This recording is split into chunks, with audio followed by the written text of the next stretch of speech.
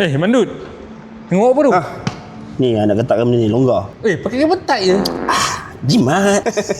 Serius lah motor mama pakai cable tight je. Alah, kau diam lah. Apa kau nak? Okay bang, motor ni memang dah laju bang. Tapi jalan jauh sikit pinggang. Aduh, kau ni sakit pinggang lah apa dah ada je. Tu JSA tu. JSA tu tak best lah bang. Bunyi macam mesin jahit. Bunyi nak apa? Nak bunyi apa? Ada tak bunyi dia bukan macam mesin jahit? Bawa sedap macam JSA, bunyi macam ni. Ni lah motor yang dia cakap motor turis tu bang.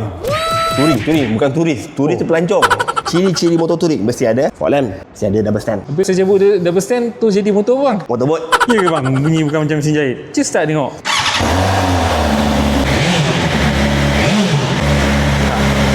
Sama ke bang motor dua ni bang? Sama lah, engine yang sama dua-dua ni. Cuma riding position dia tak sama. Kalau motor belakang tu, bawa dia macam ni. Yang ni kau relax macam ni. Okay bang, sebelum saya nak beli ni, kalau saya nak test ride dulu boleh tak? Kau ni, itu JSA kau test ride, S1K kau test ride, semua motor kau test ride. Boleh nak beli betul-betul? Dah bang, boleh lah bang. Nak test ride kali ni je.